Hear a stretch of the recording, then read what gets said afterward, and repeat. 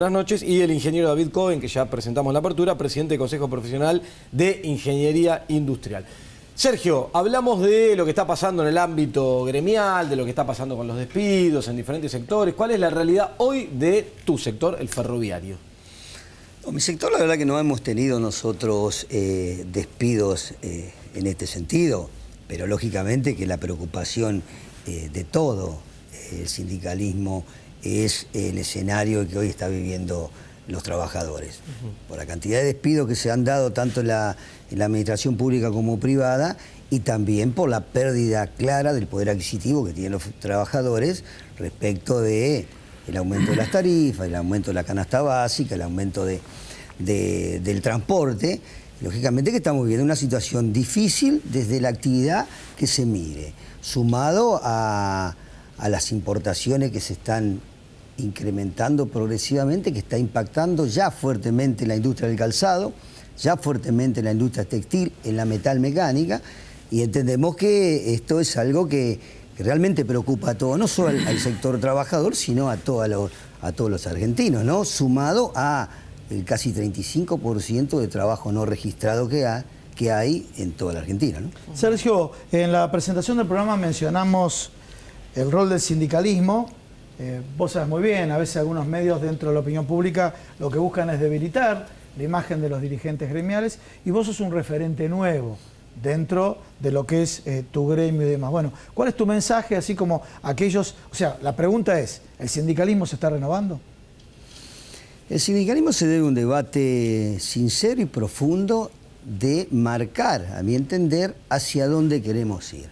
Por eso, al margen de que se ha realizado una marcha importante, producto de lo que hablábamos recién, entiendo yo que nosotros tenemos que tener un factor convocante que tiene que ser superador a todo, que es debatir el proyecto de país y mostrarle a la sociedad qué piensa el sindicalismo, el movimiento obrero, sobre la salud, sobre la producción, sobre el desarrollo de la industria nacional, sobre la educación, sobre la logística, el transporte, etc. Entiendo que ese tiene que ser el factor convocante para la unidad del movimiento obrero, y no estar discutiendo hoy quién puede o no conducir la CGT. Eso es lo que nosotros planteamos del espacio que constituimos, el Movimiento de Acción Sindical Argentino, y eso es lo que nosotros llevamos con bandera para apuntar y acompañar a una unidad, porque nosotros queremos la unidad porque es beneficiosa no solo para los trabajadores, sino para toda la Argentina, en el cual, vuelvo a repetir, necesitamos generar un proyecto nacional orientado a los trabajadores, pero también aportando al desarrollo y el crecimiento de la Argentina. Sergio, para establecer una relación con el ingeniero, para establecer una relación con la economía, ¿no? Fíjate, todo tiene que ver con todo. Hablamos de inflación. Cuando hablamos de inflación, el aumento del combustible, que es lo que generó, analizar los costos logísticos, porque el aumento del combustible termina afectando el aumento de la leche, del queso, de los productos de la canasta básica. Entonces nos encontramos que en materia de costos está invertida la ecuación de costos. ¿Por qué? Porque en el mundo es el transporte marítimo, el transporte fluvial, el transporte ferroviario y después el transporte por camión. En nuestro país está primero el transporte por camión y después el ferroviario. Si te parece, primero le damos pie al ingeniero y después vemos cómo lo ven ustedes desde el sindicato. En materia de costos, ¿cómo lo ven? En materia de costos, evidentemente el transporte por camión es el más ineficiente de todos. ¿Más ineficiente? Por supuesto, más en el caso nuestro, donde nosotros tenemos una población que está concentrada en el 50%, en el 4 o 5% del territorio. Las distancias las hacen, cuando analizamos los balances de carga en los sentidos del funcionamiento, uno se da cuenta que es absolutamente antieconómico el transporte por camión. Es decir, además por una relación de costos, hay una relación de 1 a 6, 1 a 7, y mucho más con el fluvial, es decir, empezar a combinar los distintos tipos de transporte. El multimodal. Exactamente. Y además pensar en el tema de canalizaciones y del transporte por barcaza, porque eso ha influido mucho. En Europa se utiliza mucho, en Estados Unidos se utiliza. Es decir, Sergio, ¿cómo lo ven ustedes ese tema? Y si vamos a la ecuación de que el 4% del transporte de la Argentina se transporta por ferrocarril y más del 90% por el camión, lógicamente que la ecuación está invertida. Ahora, nosotros planteamos desde hace tiempo, y lo volveremos a plantear ahora, de que necesariamente se debe debatir un proyecto de ley, decimos nosotros, o con normas intermedias, en donde debatamos una ley federal de transporte, en donde se articulen los diferentes modos de transporte, que ninguno vaya en desmedro del otro, sino que se complementen aportando para el desarrollo del país, pero en donde nosotros estamos totalmente convencidos, porque pasa en el mundo, que el eje o la columna vertebral que decimos nosotros debe ser el ferrocarril, ¿no? Por los costos, por lo que es más seguro, porque es menos contaminante y por todo lo que significa el ferrocarril, que lógicamente merece y necesita una inversión clara en infraestructura que se ha dado en otro modo de transporte en algún momento y que hoy el país necesita fuertemente una inversión. Y en concreto, trenes, eso ¿no? te iba a preguntar, sobre la base de esto y esta idea que estamos planteando, hoy ¿estás viendo que haya proyecciones de inversiones y que haya algún riesgo de cierre de algún ramal? ¿Qué pasa con esas cosas? No separaría los tantos. Hay un pensamiento que se está intentando plasmar de devolver a las provincias la administración de los trenes de pasajeros, que nosotros entendemos que esto en algún momento ya no dio resultados. Aparte, hay una ley que se promulgó el año pasado, la 27132, en donde volvía a la administración nacional toda la infraestructura, el control y la administración de la infraestructura ferroviaria. Esa falta reglamentarla. Yo creo que ahí está el eje en la reglamentación de esa ley. Como proyecto nos ha transmitido el gobierno de que tienen la idea de seguir invirtiendo en materia ferroviaria. Todavía no lo hemos visto y todavía no lo tenemos claro de qué manera van a llevar adelante un proyecto de inversión en infraestructura para posibilitar el desarrollo de los trenes de cargas en principio, que lógicamente implicaría el desarrollo de las economías regionales, con todo lo que esto significa. Sí, ¿no? ingeniero, yo le quería hacer una pregunta. Tomando esto, porque uno de los ejes económicos de importancia es el transporte, la infraestructura, y otro, la energía. Uno de los problemas, creo que la economía viene teniendo en los últimos años, es la política en materia energética. ¿Cómo está viendo hoy en Argentina, con lo que está pasando con las tarifas, la cuestión de la energía, los combustibles, la suba, la política energética en general? El tema de la política energética, lo que se observa con claridad es que no se está trabajando en dirección de modificar la matriz energética. El transporte es uno de los elementos clave por la eficiencia del ferrocarril y del transporte Habló de la fluvial. contaminación también, ¿no? Y además del tema de la contaminación, es decir, el transporte carretero, el transporte por vehículos, es un transporte altamente contaminante. Eso es un aspecto de la cuestión.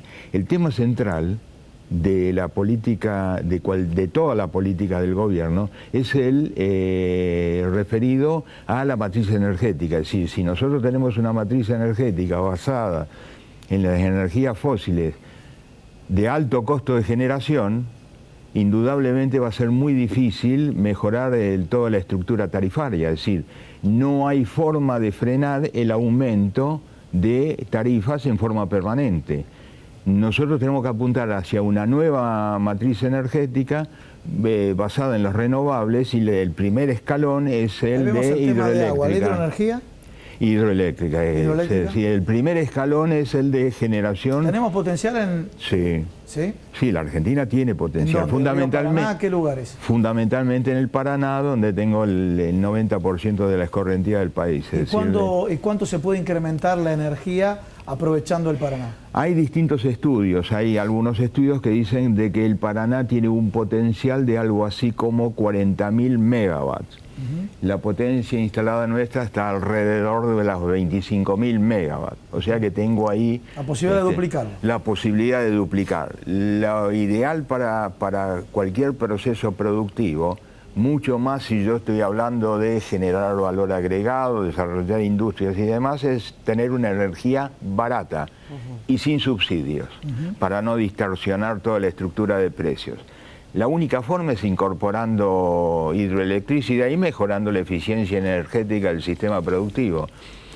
La Argentina necesitaría, en un proceso virtuoso, incorporar algo así como 1.200 megawatts de potencia instalada por año. Ajá. ¿Y qué chances hay de alcanzar eso? Es muy difícil. Cualquiera de las opciones es altamente complicado.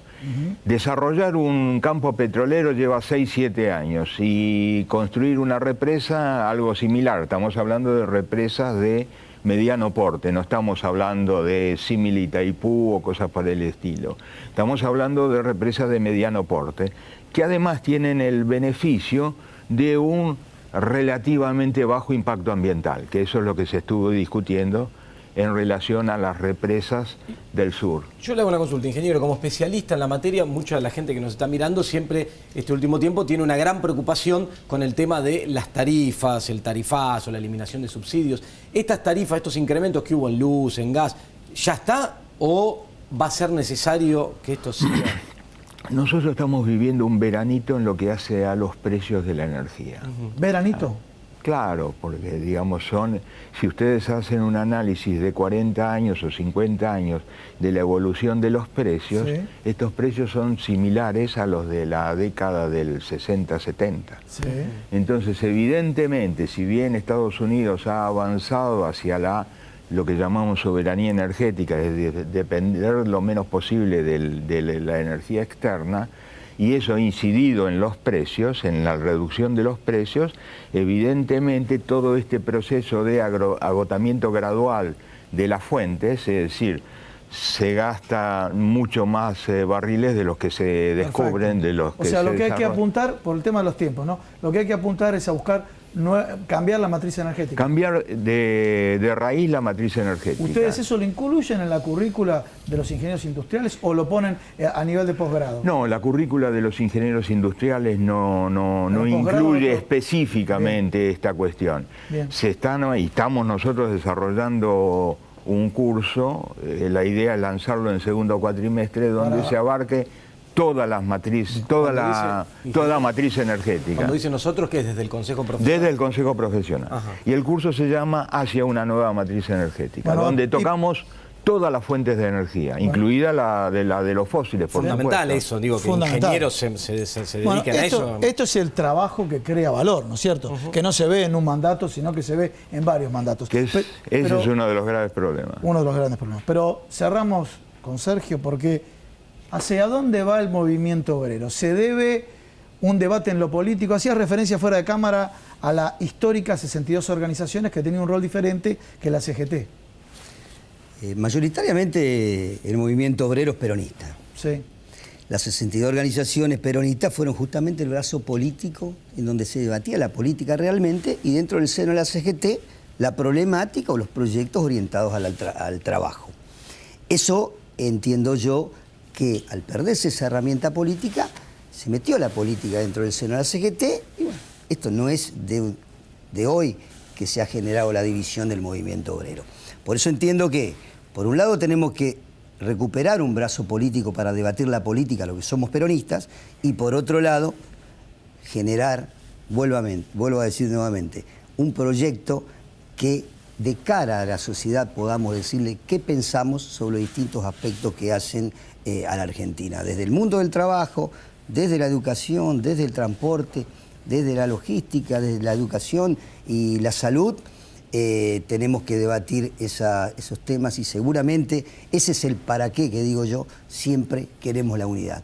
El cómo y el cuándo, seguramente definiendo el proyecto que es el para qué, va a salir próximamente, ¿no? Cuando se habla de fractura al movimiento obrero, ¿qué los une y qué los desune? La verdad que nos une siempre esa responsabilidad que tenemos de defender los derechos de los trabajadores en cada una de las actividades. El enfoque o la diferente forma de enfocar las cosas, la política o no tener realmente una agenda programática que se debata y que realmente sea el factor convocante y la cumplamos entre todos, ese es el eje que a veces no nos lleva a las divisiones. Por eso, recalco, debemos tener un proyecto y una agenda programática de cara a la gente, de cara a los trabajadores, de cara al gobierno y hacia adelante, no por 2 o 3 meses. Bueno, muy interesante. Ojalá el camino vaya por ahí y se logre, ¿no? Ese es el compromiso que asumimos del Movimiento de Acción Sindical Argentino y en esos términos nosotros concebimos la unidad y vamos a trabajar para eso. Bueno, y David, lo mismo, un agradecimiento y felicitaciones porque están formando profesionales que son los que generan valor. Muchas gracias. Bueno, gracias a ustedes los dos por haber estado esta noche acá. Vamos a